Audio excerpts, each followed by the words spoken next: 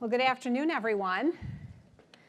Thank you, Ron, for that very kind introduction, and especially for actually beginning South by EDU. This is a fabulous, fabulous event, and I'm very grateful to have the opportunity to be here. It's really great to be in Austin and exciting to be here at South by EDU. The last time I was here, I said a few things that I heard again in my confirmation hearing. But I must admit, after spending most of my life in the private sector, I still feel more at home at events like this, with entrepreneurs, creative thinkers, and doers, than in the stuffier, somewhat stuffier, acronym-laced halls of Washington, D.C. Of course, this community has a lot to offer in shaping public policy. That's why we're here together with talented people who enjoy looking for new and different ways to approach problems. And we all benefit from your ingenuity in ways we might sometimes take for granted or not immediately recognize. We've seen tremendous breakthroughs in nearly every sector of our society: telecommunications, medicine, transportation, you name it. With a device about the size of my hand, for instance, I can video chat with my 6 darling grandchildren, and I should say soon to be 7, as my daughter is being induced this evening. I can talk with them from anywhere in the world. With a few swipes and taps on the same device, I can access more and more current information than what's contained in any brick and mortar library. The kind of folks who gather here look at everything with fresh eyes and forward thinking. That's inspiring, and it's especially necessary in education. Because through all those changes in our homes, our communities, our country, and our world, education in America has largely remained the same.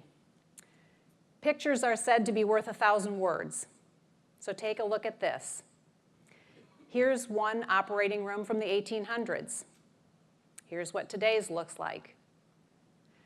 This was yesterday's general store, and here's today's. Yesterday's classroom, and today's.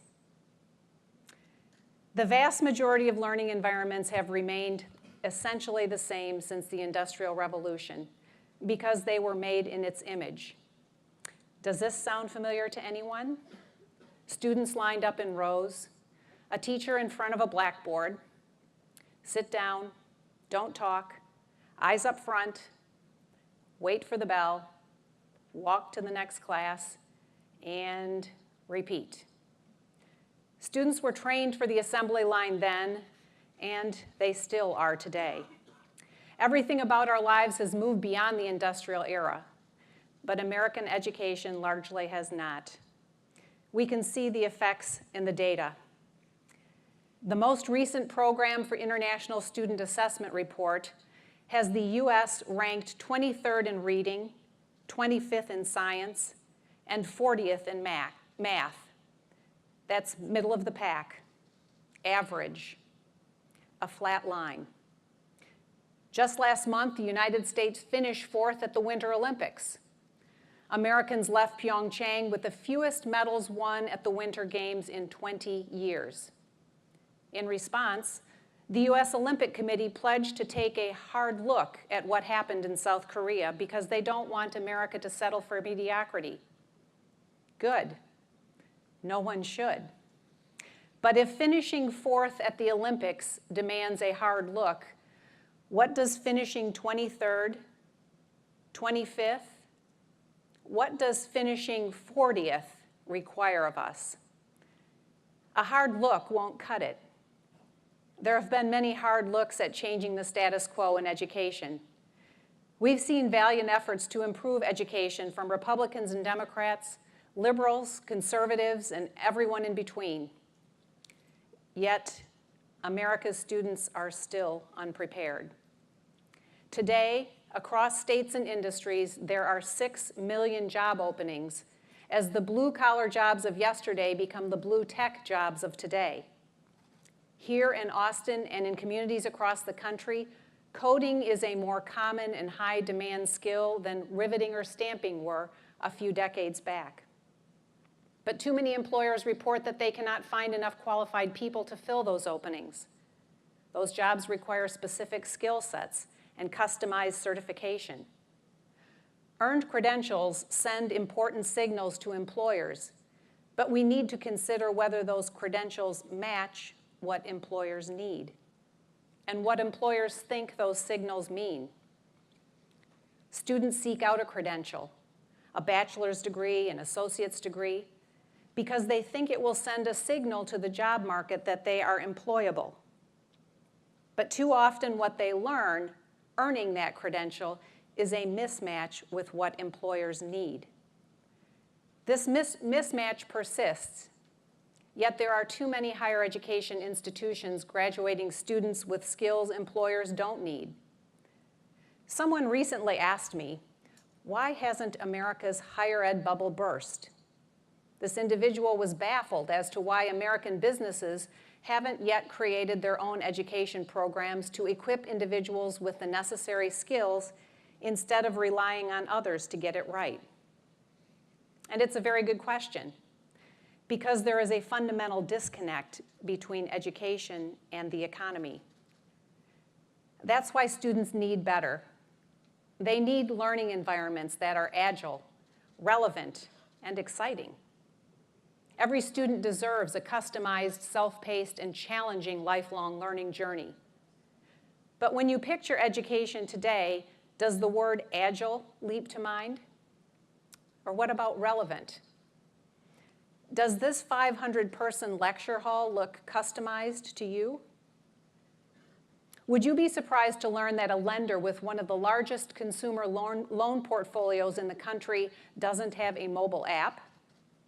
I was too, when I learned federal student aid didn't offer one for students. It had been considered, but the app was determined in Washington to be too hard to develop. Imagine that. Well, I believe that the services we deliver for students should be on par with world-class financial firms. That includes developing an app, one that we will soon launch. I challenged our team at FSA to bring federal financial services into today's reality and to look ahead to the next generation. FSA will look and function like a customer-centric financial institution, not a government maze. America must do better to prepare students for success in the 21st century and beyond. So why don't we consider trying something different? Why don't we embrace a paradigm shift, a fundamental reorientation, a rethink? Rethink means we question everything to ensure nothing limits a student from pursuing his or her passion and achieving his or her potential, so that each student is prepared at every turn for what comes next. Learning should be lifelong, not magically begin at age 5, nor arbitrarily end at age 22. The reality is that most Americans will have a dozen or more jobs over the course of their lifetimes, often very different from one another. We all know that most graduates don't go to work in the field in which they studied anyway. Careers are like highways, not one-way or dead-end streets. Highways have many off-ramps and on-ramps. Students should be able to exit easily for a time to learn a new skill, re-enter the highway at an on-ramp of their choosing, and change lanes as needed. We must expand our thinking on what higher education actually looks like and resist the urge to elevate one particular path at the expense of others. There should be many variations because there are many types of students and there are many needs in our economy. Americans need a wider menu of higher education options. We've already seen some institutions of higher learning start to rethink education. I visited Salt Lake City's Granite Technical Institute last May. The Utah Aerospace Pathways program opens doors for high school students thanks to strong local business education partnerships.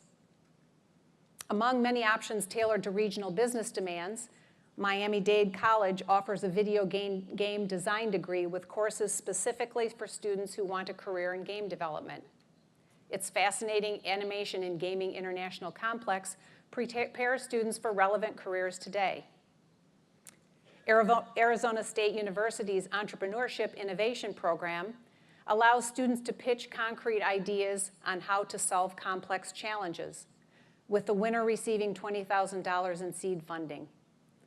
One of those was the G3 box, which converts old shipping containers into low-cost, fully functioning medical clinics that can be efficiently shipped around the world to provide health services in high-need areas.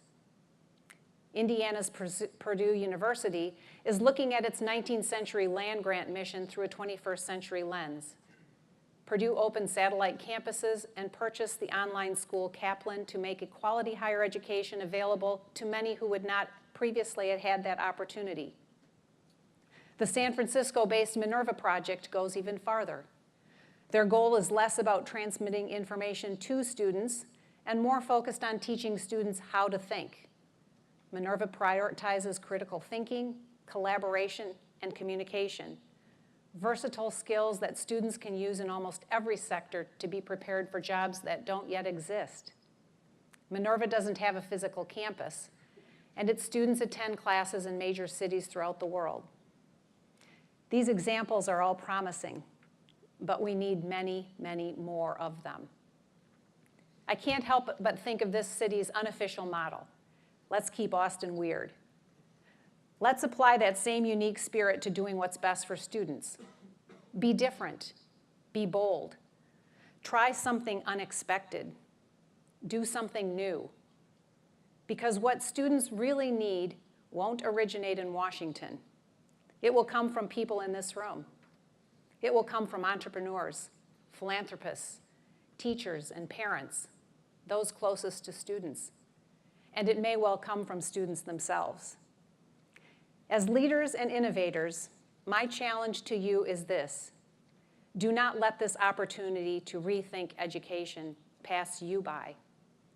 Thank you, and now let's continue the conversation.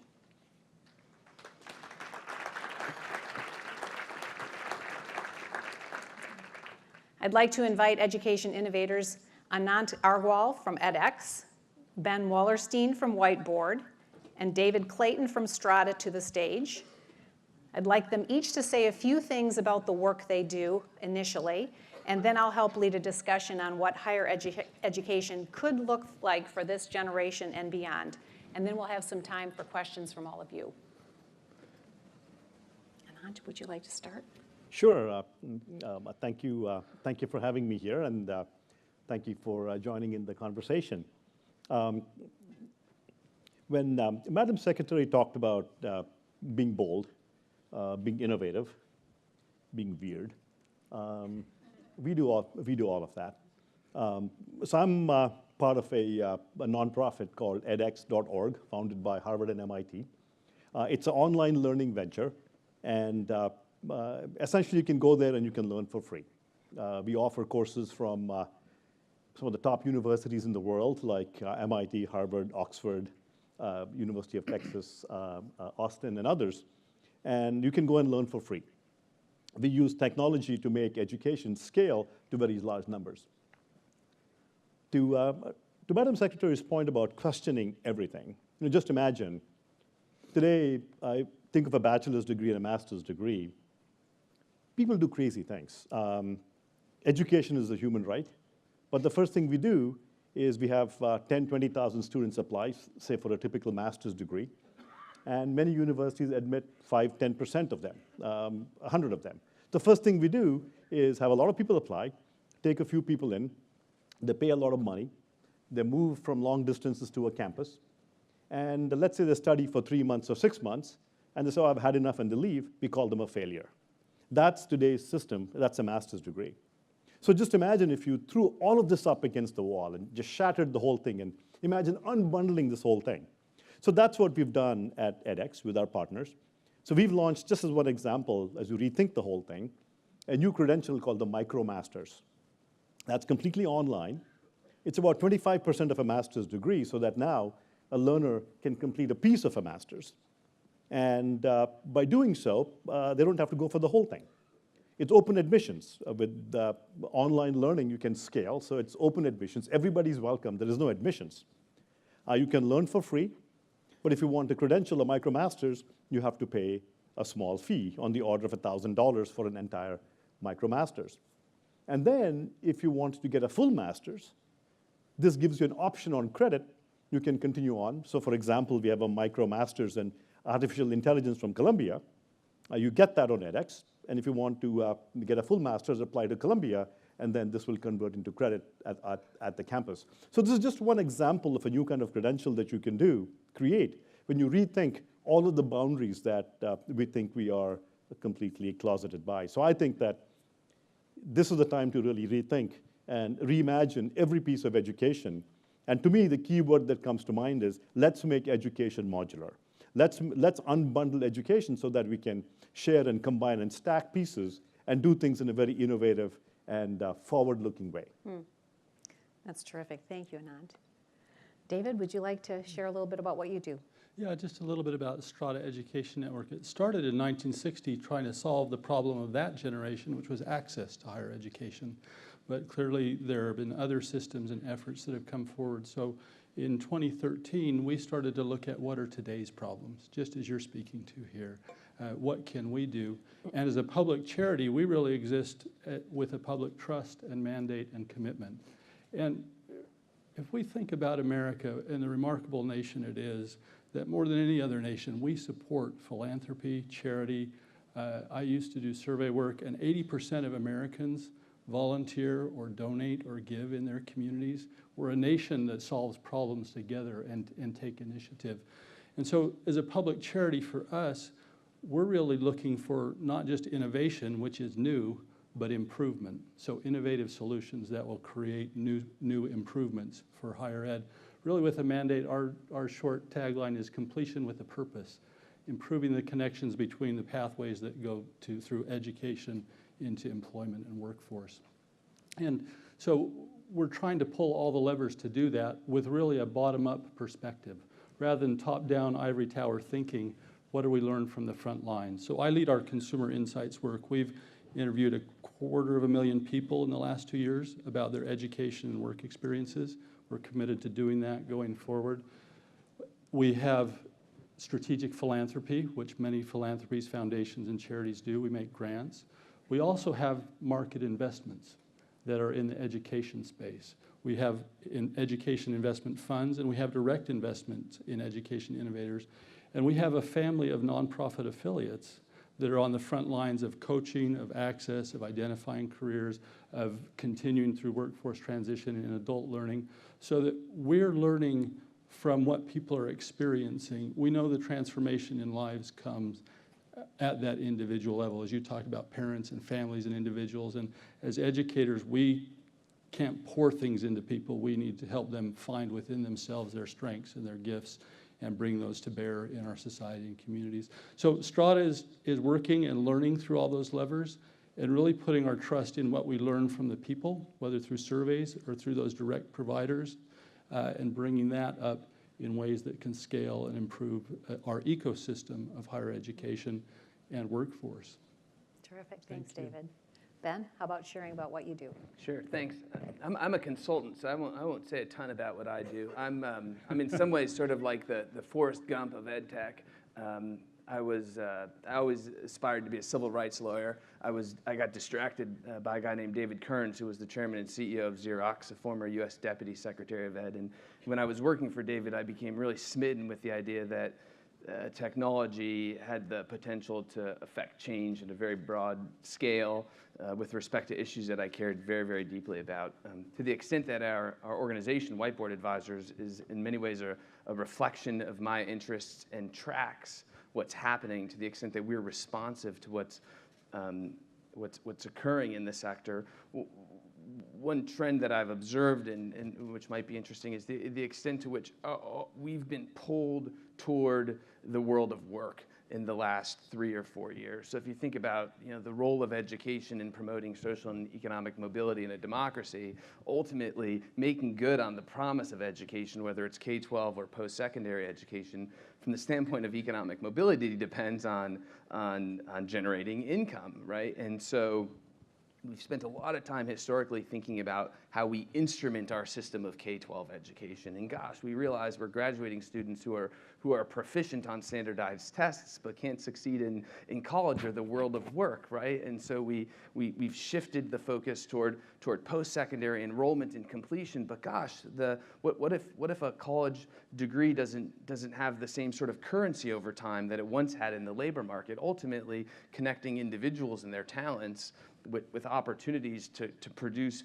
economic benefit and enable the sort of social and economic mobility that we hope our system of education produces, is sort of like the whole shooting match, right? So we're in Texas. That's sort of a Texas-y thing to say, it seems like. So that's where we've been drawn, and I think your remarks really hit on that point. Thanks, Ben. So let's start with you. What would you envision, or what would you like to see higher education look like in 10 years, and what do we need to get there?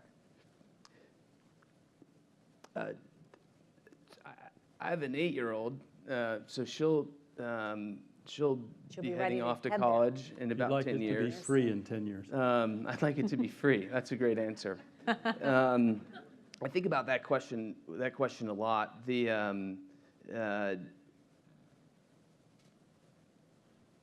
We think a lot in our work, and we write an awful lot about the fact that the shelf life of skills is shrinking.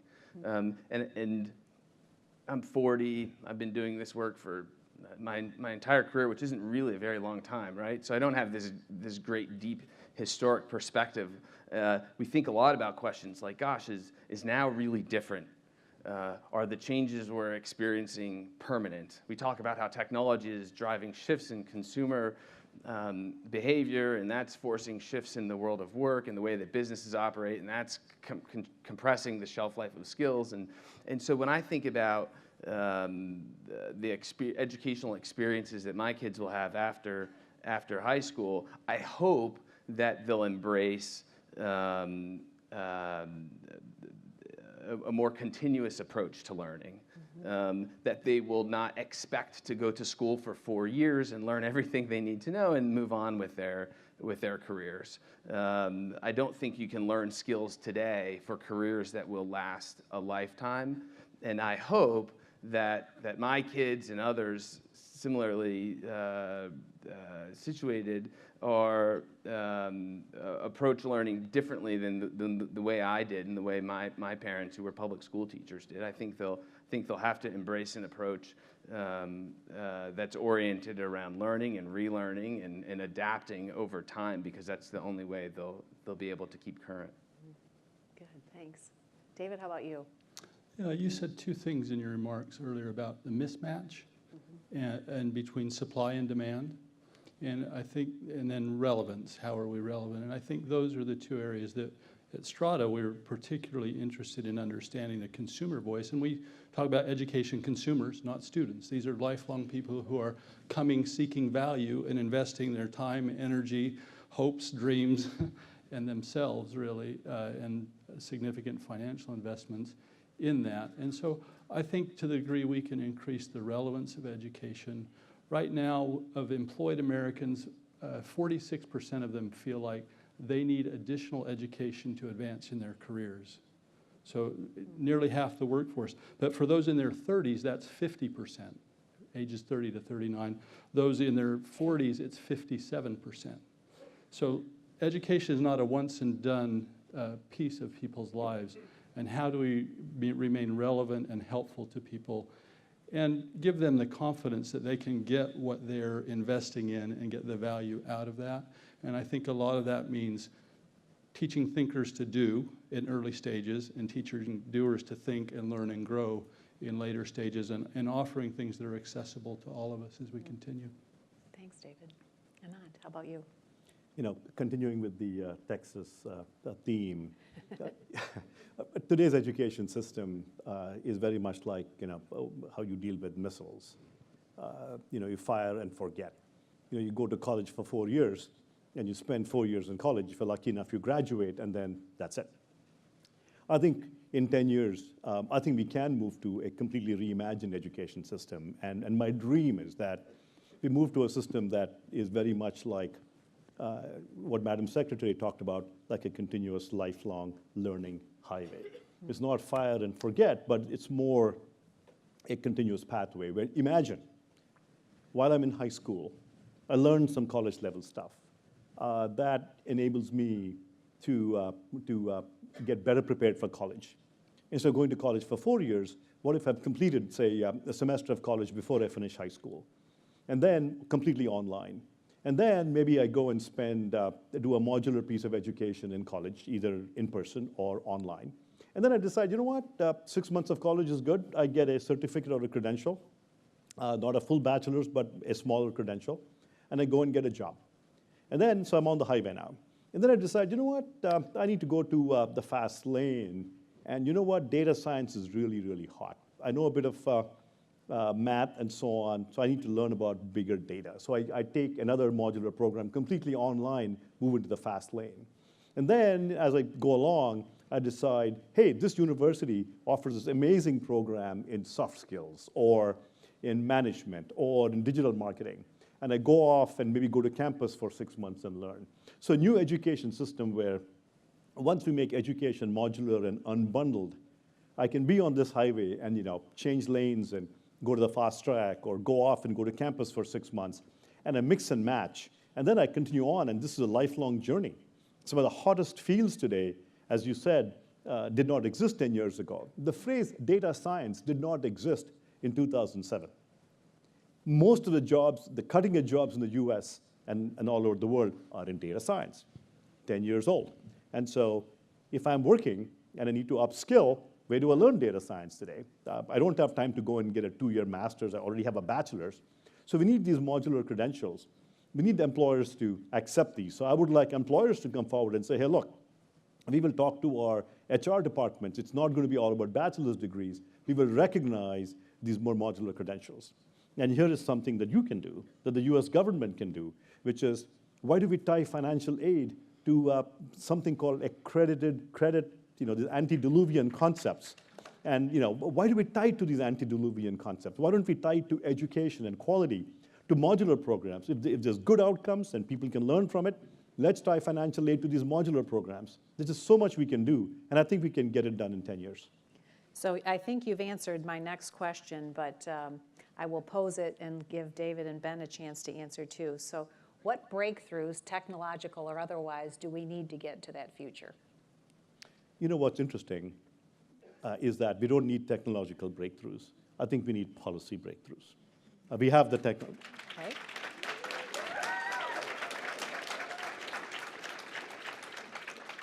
We have the technology. It's there.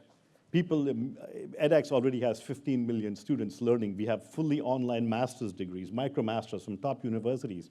Technology is there. I mean, we can make much better changes, make it higher quality, more engaging, but it's more. But the big breakthroughs can come from the stroke of a pen. Mm-hmm. Okay. David and Ben, do you have? Just a quick consumer voice piece in this. The recent Gallup survey looked at artificial intelligence and what consumers and workforce people, what their employees expected would happen to their careers. And they were asked the question, if they thought that they would lose their job because of artificial intelligence, who would they look to for training, retraining, working? So 46% of them said on the job, 49% on the job training from an employer. They expect the employer to continue. Another 21% said I would go enroll and get a certificate, a degree at a traditional granting institution. 16% said I would go online. 10% self-guided. I'd go to YouTube, there's stuff out there, I'd go find what I need to know. And 5% said an accelerated training skills boot camp type of experience.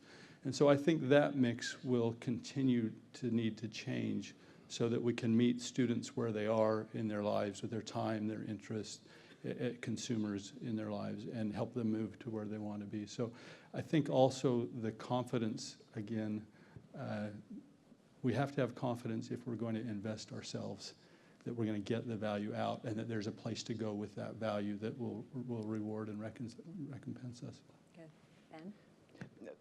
I think that's right. I think the predicate to a really meaningful shift in how we either subsidize individuals to avail themselves of post-secondary education or decide that we shouldn't be in the business of subsidizing individuals and should be funding employers with the goal that they'll educate the workforce that they need. I think any and all of those shifts have to be predicated on better data and a better understanding of the return on the educational investments that we're making either as individuals or as taxpayers.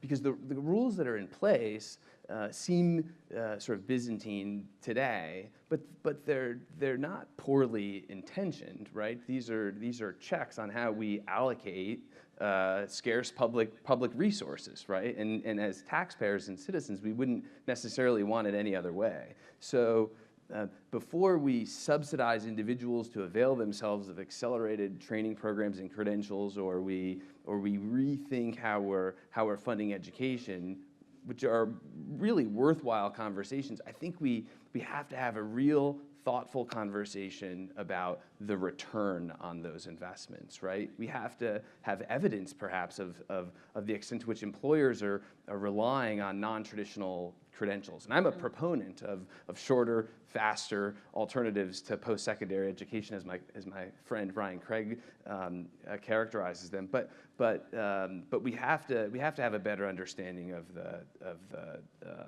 the return on those investments if we're going to shift policy. So let's talk a little bit more about policy specifically. And for any one of you who wants to start, what are the policy levers that you see should be pulled and how at the federal level? And then if you want to get more specific, obviously 50 different states, you've got an array of policies to deal with there as well. So anybody who'd like to take it, start out. Go ahead.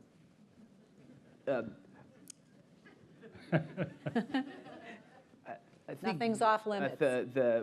So we're talking about higher education, so we can talk about signaling. I think that, skills-based hiring is a shift in that at the federal level. I think perhaps there's even an opportunity to use the bully pulpit or to sort of embrace skills-based hiring as across federal agencies. I think that has tremendous potential. When you look at the sort of inequitable access and inequitable accumulation of post-secondary credentials and the extent to which post-secondary credentials are being demanded by employers, it creates this real friction in the labor market. So I think there are all sorts of interesting, gosh, if we were Secretary of Education for a day, what would we do? So tell me. I live in Washington, so I'm so much more sympathetic, I think, to sort of the role of the Department of Ed, and I think it's complicated and it's hard, and you don't have a magic wand, right? But there are. But if I did, I'd like to know what you do. Yeah. So let me throw in a couple of ideas. Actually, I can keep on specific ideas.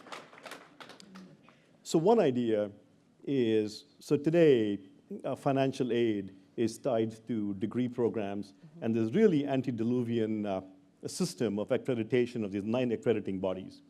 What if financial aid could be used for non-traditional programs, anything with good educational outcomes, and not necessarily full degrees, but smaller programs? Today, a student can use $20,000 of funding to fund a fly-by-night, terrible degree program, but they cannot use $1,000 for a micromasters in artificial intelligence or supply chain management or cybersecurity from Columbia or MIT or RIT. Can't do that. We can change that. Second, nothing against universities. I love it. I love them. I'm a university professor. I have many university degrees, so I love universities. I have a job in a university and so on. So with that, what I don't get is, why does financial aid go to the university? Why doesn't it go to the student? So what if you give financial aid to a student, and they have this financial aid in their hot little hands, and they can decide how they portion those dollars to which university? Put the money in the hands of the consumer. So here are 2 simple policy changes, and if those happened, watch how fast the whole system changes. Good. Will you come before Congress and pitch that with me? All day long, all day long.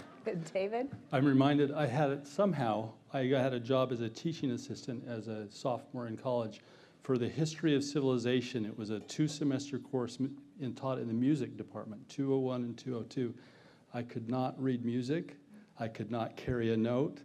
And I was a teaching assistant in this 200-student class, and I think everybody in the room knew more about music, and maybe everyone here knows more about policy than I do today. So I will pass. You will pass.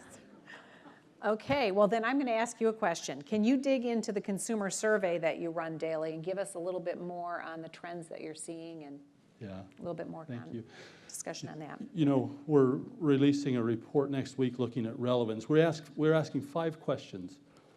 Did you receive a high-quality education, 1 to 5? Strongly agree, strongly disagree. Was it worth the cost? 1 to 5, strongly agree to disagree. What is your current level of well-being in your life? Right, so 3 general things looking, and then we're asking 2 questions that have proven to be incredible predictors in explaining people's variation in quality, cost, value, and well-being. We asked them, did you learn important skills during your coursework that you use in your day-to-day life? And is the coursework you took directly relevant to what you do at work? So you can add those 2 scores together, and you can either be a 2 or a 10. People who are a 2, 14% of them said it was worth the cost. 23% of them strongly agree that they got a high-quality education. People who are a 10, 77% of them say it was worth the cost. 77% of them say I had a high-quality education. So this trend, and then we look at what is your main reason for enrollment. 2 to 1, 60% of those who've completed degrees say I had a work outcome, job, career, good pay, advancement. For those who don't complete, that drops down to 47%. So this change in motivations, when people know what they're seeking and find work and life relevance, their outcomes as they perceive them are tremendously valuable. So understanding now in the coming couple months, who gets relevance, right? And who finds relevance? And we see that women find more relevance than men. Minorities seek and find more relevance in their education on average. And so you start to think about how are we delivering it. We see that vocational and technical institutions deliver relevance in ways that are similar to postgraduate institutions, but 2 years and 4 years in different ways, not as much. And then looking at fields of study and occupation. So that's what we're really thinking about to this very point, as you mentioned in your open remarks. How are we relevant, and thinking about how are we relevant to the people who need to invest and engage to develop the talent we all seek. So what do you see as some of the implications of what you're learning for? It's going to happen in a lot of different ways, right? We have an ecosystem. It's not a K through 12 system that is lockstep. And so we've talked a lot about the innovation and the ways to access and deliver and share education. But I think, and this is not tricky to do, but you need to be intentional. That same university I went to, they went through a phase when I was there, unfortunately, where every class you attended was required to require a term paper. Writing was relevant. And so whether you had a basketball class or whether you had a basket weaving class, you were writing a paper. And so this same notion of being intentional about framing what is the content you're learning and how will it be relevant to your work life and your day-to-day life. And just that meta discussion of framing content and putting it in context. I think also the blending, that the academy does not add the value alone in the way it used to be. I think as we talked about, signaling that I'm employable and ready. Right. And so, you know, business schools are ranked on the salaries of their graduates. So you have to have more workforce experience and higher salaries before you get admitted and accepted, because then you'll have a higher salary. And so the academy alone isn't enough to add the value. And so the blending of work, I have a son who's a second-year mechanical engineering student in college. We talk to him every Sunday afternoon after family dinner, FaceTimes us. And the things he's most excited about is he's working 20 hours a week at an engineering firm that is manufacturing diamond drill bits. And he builds machines and debugs and decodes, and that's what he loves to tell us about, is what he learned. And that is making his coursework relevant. And so that's a very privileged and elite experience, quite honestly. He's at a 4-year institution. He's got a, right? Not everybody can find that in that package, but those ingredients will really be, I think, tremendously valuable in delivering relevance to us. Yeah, interesting. That's great. Ben, what do you say to those who say we should not innovate too quickly, that we should take things a little more carefully and slowly? Well, that just seems like a really silly thing to say. I don't think we need to slow the pace of innovation. I think we need to continue to focus on outcomes. I think it's a mistake to rush into massive public investments in programs that are relatively unproven. I think that can create opportunities for setbacks. I worry about the setbacks. I don't worry about the pace of innovation, and policy, I think, provides a really. I think the role of policy is not so much to provide a check on innovation, but to provide some thoughtful guideposts with ideally to create a more to preserve the ongoing economic growth and opportunity that we'll see as a result of innovation. Anant, how about you? How do you respond? I think it's such a softball question. And It was meant to be. Totally. And so, why didn't we ask that question when Uber was disrupting the taxi cab industry? And there's a lot of comparison to the education industry. In the taxi cab industry in the Boston area, they have these things called medallions that were going for like $2 million a pop. Uber came about, and now you can buy those things on the streets for 10 cents. And people with strange-sounding last names would hoard those medallions, and there would be 12 taxi cabs roaming the streets, and impossible to find taxi cabs. But then innovation and technology sort of came through, and we see fast-paced innovation in medicine. We see fast-paced innovation in communications and all the fields that you listed. Don't we think education is important, that we need to be having fast-paced innovation in education? So let's unleash it. I mean, why do we want to tether it? I don't see. Of course, we have to be a little thoughtful now and again, but my father used to always tell me, just keep slowing down. But I'm glad I never listened to him. I think in your speech you talked about how education hasn't changed since those old pictures, hundreds of years. And so, I think we need to go a little faster, I think. I think I would agree with you wholeheartedly. So we're going to go to some questions from our audience here. And I'm going to start with the first one. Schools haven't changed since being designed to serve a homogeneous population. How will you rethink the educational landscape to serve communities of color? Any one of you can start out.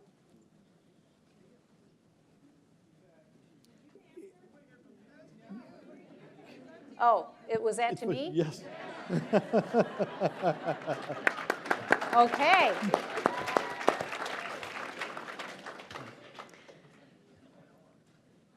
I think that we have to empower a lot more individuals like we have up here on the stage, and we have that are currently engaged in education at state levels, at local levels, in school buildings, to try new things and to serve students on an individual basis.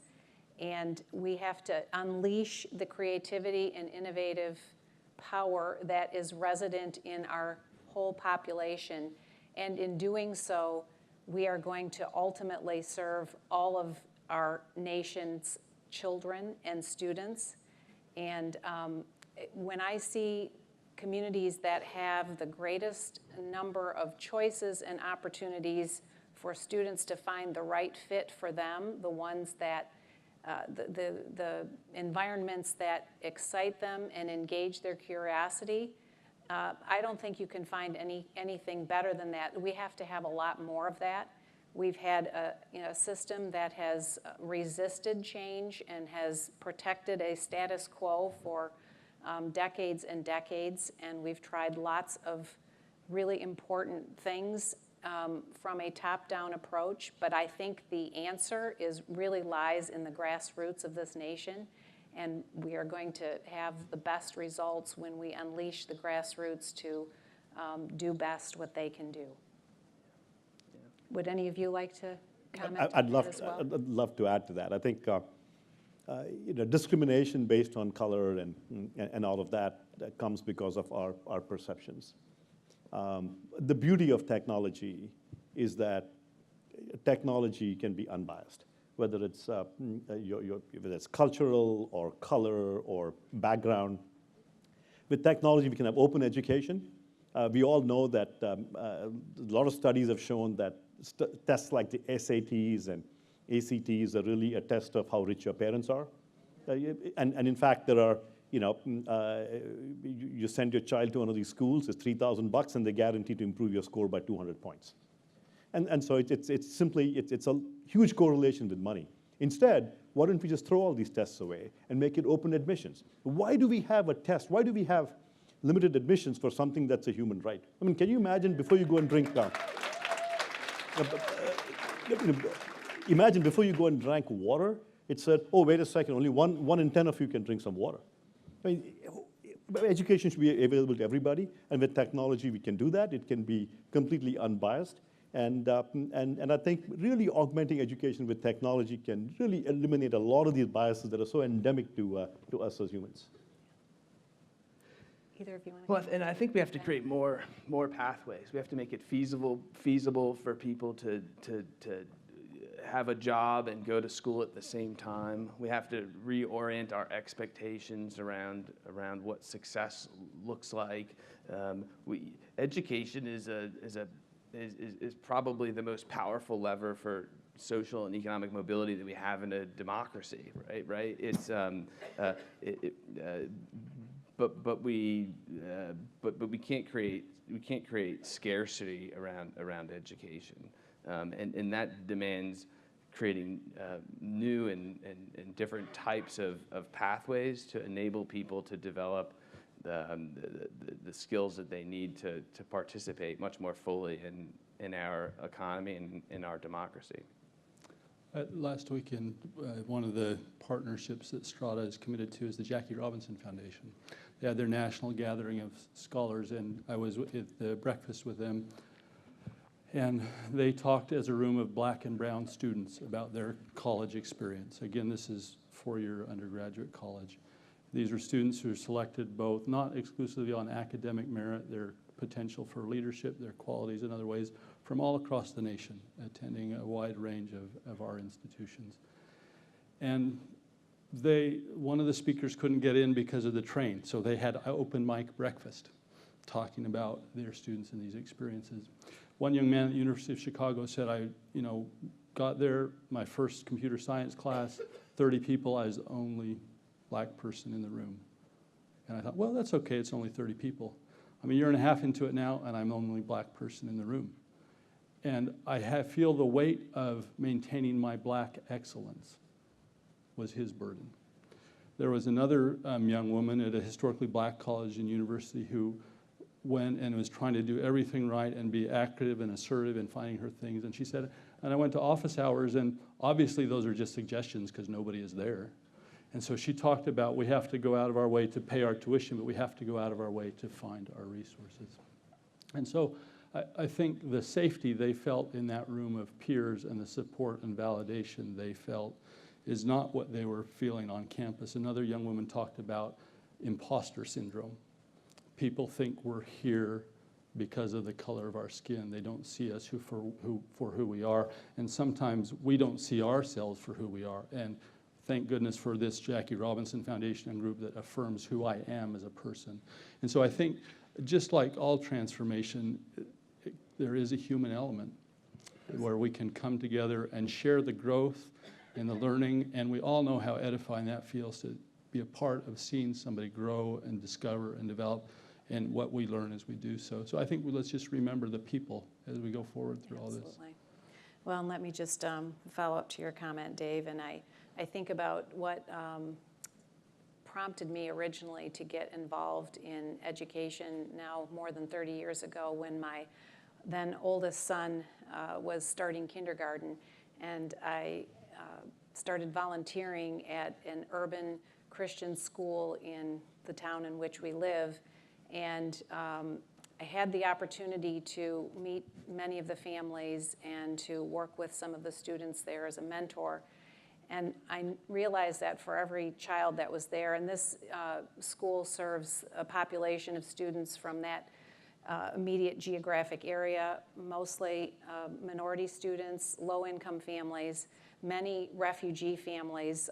Our area takes in a lot of families from all over the world as refugee families, and I realized that for every student that was in that school, there were 10 or 20 other families that really wanted to be able to have their child in a school like that. It was just an amazing, nurturing environment and great academic focus. And that was what really prompted me originally to get involved in education. And so my work since then has really been to advocate for those families that haven't had a voice and haven't had the power to make the same kind of choices that that my husband and I were able to make for our children, and that I know my grandchildren are going to have as well. And so when I think about the work that all of these men here on stage are doing, and the opportunity that we have to really impact the future for so many students and so many kids today that don't have a hope or a future. This is, I believe, an important moment in time that we have got to challenge the status quo, and we've got to change the dynamic and allow for the kinds of choices and opportunities that we've all been able to make. Thanks. You can join in. Dave. Okay, we have another few questions here. If the current model of education is based around the Industrial Revolution, why should future models be tied to our current economy? Who'd like to take that one? I don't think the education system necessarily should be tied to our current economy. There's George Anders is a great book about the surprising power of a liberal arts education. One of my least favorite terms is 21st century skills, which if we were playing like buzzword bingo at this conference, we'd hear an awful lot of. I say that as someone who hasn't been in a panel yet today, but but I'm sure it's true. The writing, communication, critical thinking, the sort of gateway skills that enable people to sort of pursue the work that they love and to participate in our economy, or to choose not to participate in the economy, to do what they want. Those skills aren't really changing or evolving. I think maybe we've gotten away from the basics in certain contexts. When you listen to people like Hadi Partovi at code.org talk about the power of computer science education, he's talking about skills like computational thinking, right? And computer science as a way to learn problem-solving skills that you can apply across a wide range of contexts. So I think there's a real risk in linking what we do as an education system to the sort of ephemeral demands of the economy at any moment in time, and arguably to the economy at all. I think there are these, again, some pretty fundamental skills that we need to ensure our individuals have the ability to avail themselves on a much more equitable basis than they don't today. Let me make a quick comment. This is somewhat of a funny question, because today's education system is not based on today's economy. It's based on an economy of a few hundred years ago. So any improvement or any basis for a system to be based on today's system would be a vast improvement. But that said, if you create a system that is more agile, a system that can move much more quickly, where it's not regimented, it will enable us to keep up with the times. As new fields pop up, whether it's data science or cybersecurity or AI or machine learning or robotics or 3D printing or AR and VR, and all of these new things keep popping up, and each of these new disciplines are changing the way we work and play and live. If an education system is agile and enables us to not live by age-old standards, but tests or tests that have been created 50 years ago, but it's more of an agile system, then I think our education would keep pace with changes in the economy. And I think that's going to be the key, to build more agile systems where there's more flexibility all through. Good. You have anything to add, Dave? I just think that data point about 57% of people in their 40s think they need more education to advance in their careers. So we have living people telling us that we need to advance with them. Yeah, absolutely.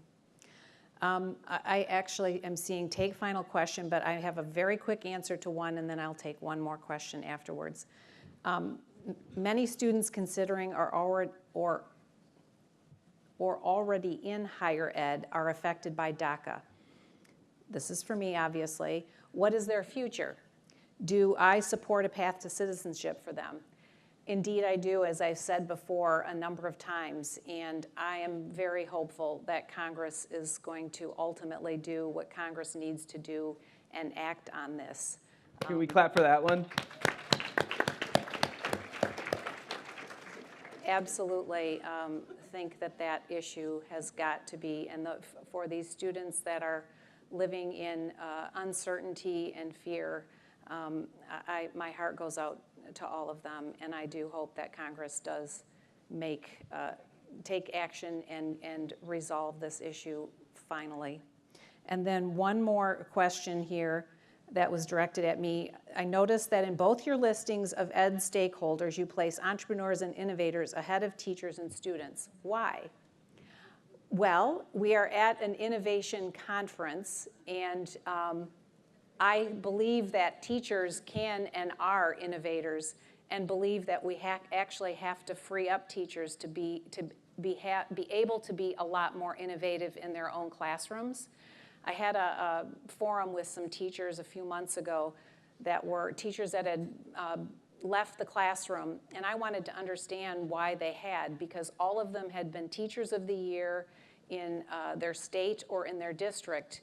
And in their Teacher of the Year time, they'd done their victory laps around their state.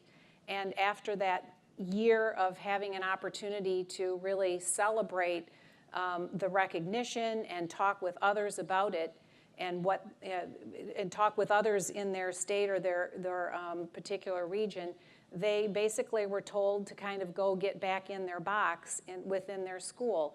And almost to a person, they said that they left out of frustration or out of not feeling appreciated. And yet they all said they loved teaching, and if they had an opportunity to do it differently, they would be right back in that classroom. So I think we need to really support great teachers in their environments and give them a whole lot more latitude and autonomy in meeting the needs of the students they have in their classroom. So I think that ends our session today. Thank you all for being here, and thank you, all of you, other panelists, Anant and David and Ben. Appreciate you all very much. Thank you. Thank you.